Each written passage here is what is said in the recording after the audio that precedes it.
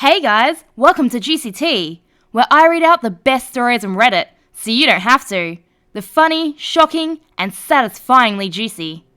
Entitled woman thinks mobile orders are unfair and wants me to go wait in line even though my drink is already ready and paid for. This story comes from the Entitled People subreddit, posted by Lucy Does Stuff. Despite the somewhat stretched out and dramatically stylized storytelling in regards to the malicious entitled demon and battle-worn hero barista, this is, in fact, a real story. The events that played out and the people mentioned were exactly as described. And the dialogue is as accurate as I can make it from my admittedly poor memory. It may not be word for word, but at the very least gives the general gist of what was said. I have edited some of the worst language out, as this did take place in Australia. If you don't enjoy stylized stories, you've been forewarned, and are certainly not obligated to read any further. Too long didn't read. I mobile ordered ahead of time from Starbucks. Entitled woman tries to stop me collecting my order because, according to her, it's not fair and I should have to wait in line. Slaps my hand when I don't listen to her. Eventually throws an entitled tantrum when she doesn't get her way. Gets thrown out by security, and never gets her drink. There's a Starbucks conveniently located next to my psychologist's office. Over the past few months, I've gotten into the habit of grabbing some sugar-laden concoction before my appointments. Fellow Aussies, please don't come for me. I'm perfectly aware that the 400 calories worth of flavoured syrups and whipped cream does not good coffee make, but my $9 caffeinated milkshakes are a rare treat. They give me a little boost and help me get through a rough session of self-improvement. Yesterday morning, as I travelled towards my regularly scheduled reality check, I had a rare moment of foresight and decided to save myself from the looming lunch rush and ordered online. I'm in luck with the timing, and 10 minutes later, I step through the door just as the barista is putting the finishing touches on my pumpkin spice cold brew. She calls my name and I happily bounce straight over.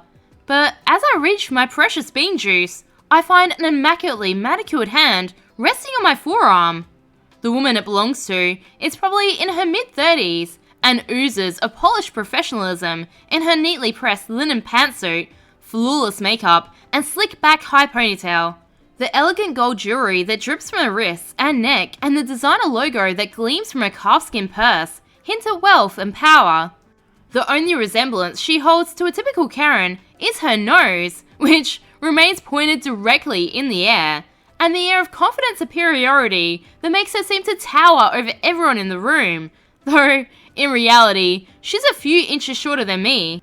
For the sake of the story, let's call her Beelzebub, B for short, the devil in disguise. The smile she gives me almost seems genuine, and when she speaks, the tone is sweet and condescending, like she's gently correcting an ignorant child. B. That doesn't belong to you. I frown in confusion, not understanding the problem. At first, I think it's a case of mistaken identity. I glance at the cup that clearly has my name printed neatly across the top. OP. Oh, I'm sorry, is your name also my name?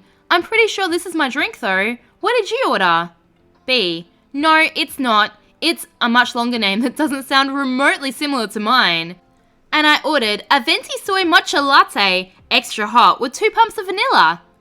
OP, now extremely confused. Oh, well I'm sorry, but this is definitely not your drink then. Maybe ask the barista if it's taking a while, or just keep an eye out for something that's green? I again go to grab my drink and leave, but she tightens her claws around me, and a smile starts to strain. B. I didn't say it was mine. I said it's not yours. I saw you. You just walked in and grabbed the first drink you saw. You can't just take it. You need to go stand in line and order and wait like everyone else here. OP. Oh, I see the confusion. I ordered my drink through the app earlier, so it was ready when I got here. It's mine, see? I have the email right here. I wriggle out of her grasp and pull up the confirmation email to show her, which clearly states my order that's been paid for and the time it was placed, around 12 minutes prior, and give an apologetic smile for the mix-up as I reach for my coffee. Her lip curls into a sneer as she forcefully slaps my hand away. B. No, you don't get to just waltz in here and take that. I don't care if it is your drink. That's not fair. You just got here. You can wait until the rest of us have been served. Wait, what? What does she want you to do? It's already been paid for. It'll just get cold. The back of my hand burns a searing red, and I gape at her in pure shock, disbelieving that this complete stranger has just smacked me over this nonsense. There are at least 8 other people already standing around waiting for their drinks, and another dozen lined up ready to order. Does she really expect me to stand and wait for all these people to be served when my drink is already sitting there and ready to go? When my collecting it and being on my merry way impacts no one beyond me getting out of their way, simply to appease some demented notion of fair. Yeah, no. I make eye contact with a weary barista, SE for Starbucks employee, whose stiff customer service smile believes the ghosts of 1,000 such battles that line her face and haunt her dead eyes. With a sigh of irritation, she makes her way over to see what commotion the two of us dare to cause her in the midst of the midday rush. OP to B, ow! What the F? Don't touch me! Are you crazy? SE, is there a problem here, ladies? OP, yes! I was just trying to collect my drink and this crazy bitch stopped me and slapped my hand. B, she just got here. She needs to wait. It's not fair on those of us who have actually been waiting here. She can't just walk in and grab the first drink. Tell her she needs to wait. Essie, turning cold eyes on me. Miss, you need to wait in line and order your drink. You can't just grab someone else's. OP, that is my drink. As I already told this woman, I made a mobile order. It was already ready when I got here. I have a confirmation email right here, and my name's on the cup, see? Grande Pumpkin Spice Cold Brew. Add 1 pump of vanilla for my name.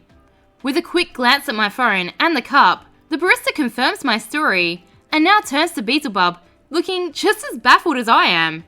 Essie, miss, this is her drink. She paid for it. B, I don't care if she paid for it. I've been standing here waiting for my drink with everyone else. She needs to wait for it too. She doesn't get special treatment. SE, miss, this woman ordered her drink some time ago, and it was made according to the sequence in which our system received the order. She has not received special treatment. Some orders may take more or less time, as certain things may take longer, but we do not prioritize anyone's order over anyone else's. You are also very welcome to order through our app in future if you'd like to avoid waiting in line. I apologise for the wait. As you see, we're quite busy, but you cannot be stopping other customers from collecting their own items or using physical violence in our store under any circumstance. Please step aside and let other customers collect their drinks. Yours should be out shortly. Otherwise, I'll have to ask you to leave the store. B, no! I want my drink, and I want her to wait until everyone else has their drink. Go do your job and make my matcha. She will wait. I don't care if her drink is ready. She has to wait. OP to SE. I'm gonna be late to my appointment if this poop continues. Can I just have my drink, please? And she slapped me hard enough to leave a mark on my hand. Can you call security on her or something? She's clearly mental. SE. Yeah, that's probably for the best. The eerie thing is that up to this point, Beelzebub had barely raised her voice. She wasn't screaming, just sneering down at both of us from her imaginary podium, and speaking with the same clearly irritated air of scolding superiority that a teacher might use on a misbehaving student. Obviously, she was in the right, and the rest of us just had to learn. But as the barista placed the cup firmly into my outstretched hand, Beelzebub's once flawless face crumpled into a hideous mask of pure rage. Her voice stayed below a yell, but filled with a cold, unspeakable fury as she turned, snarling towards the poor minimum wage employee and began to unleash the icy wrath of hell. B, this is ridiculous! You're being ridiculous! This whole system is effed! Clearly the corruption runs deep. Do you know who I am? I am not someone you want to cross, little girl. Get me your manager, now! I did nothing wrong. I paid for my drink and I'm not leaving. I'm going to sit right here and drink it as I have every legal right to do. And you're not going to do a thing to stop me. As the demon rages on, I glance towards the stoic barista. She blinks heavily for a moment. I fear she may be overcome by tears, But then I realised this seasoned warrior is merely trying to refrain from rolling her eyes. She catches my eye and subtly nods me towards the exit. After years on the battlefront of customer service, she can handle this alone. The watching crowd part like the Red Sea to allow me to sneak past. As I'm nearly at the door, Beelzebub realizes that her quarry has gone astray and begins to shout after me. B. Hey, where is she going? She can't just leave. Someone stop her! I told you she has to wait. I don't know why this is so effing hard for you people to understand. Make that little bitch come back and wait her effing turn. With a one-fingered wave, I push my way through the last few meters to the back door. Just as I hear the sweet tinkle of the bell as a security guard arrives at the front door. Beelzebub's righteous tirade turns again to how she has a right to be there. She did nothing wrong. She refuses to be removed. How dare they call security? She demands a refund and for them to give her a free matcha and apologize to her right this instant. She punctuates her rant by slamming her hands against the counter as she speaks. The indignant squawks of entitlement turn to muffled chaos as the door closes behind me, and I make my way to a much-needed session of therapy with my cold brew securely in my hand. I like to think that security guard dragged Beelzebub out of the shop, kicking and screaming, although my instincts say someone so poised eventually regained her dignity and walked out in a superior huff, probably making some comment about contacting her lawyer as she went. But as I gleefully guzzled my way through that delicious pumpkin-scented atrocity, I pictured a venti soy matcha latte, extra hot, with 2 pumps of vanilla, slowly going cold on a counter several floors below, while a dreary, uncaffeinated Beelzebub raged in a fancy office somewhere, and the image made each sip even sweeter. Just to clarify for those asking, yes, I'm an Aussie. This did take place in Australia. We do in fact have Starbucks here, and Karens, and psychologists, and office buildings, and security guards, and dumb poops like me, who enjoy recounting stories in dramatic and stupid ways. I think perhaps I confused everyone when I removed much of the swearing from the actual dialogue, but I figured I might have some horrified Yanks clutching their pearls if I use the C word 17 times in one post, and I've probably already pissed enough of them off by calling their most famous coffee a pumpkin-scented atrocity. Speaking of said pumpkin-scented atrocity, I know, I've got absolute poop house tasting coffee, but drinking a scented candle has always been a lifelong dream of mine, and this is probably as close as I can get without having to get my stomach pumped afterwards. Seriously though, it's surprisingly tasty. Good job, America.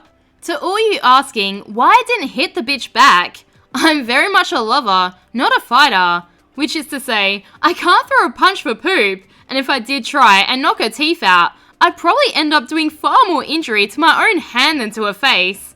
Also, I didn't really want to get banned from the only Starbucks I ever visit, or charged with assault or anything.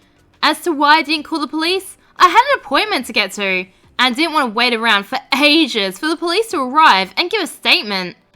She really didn't hit me that hard. It stung and turned red for a bit, but didn't bruise.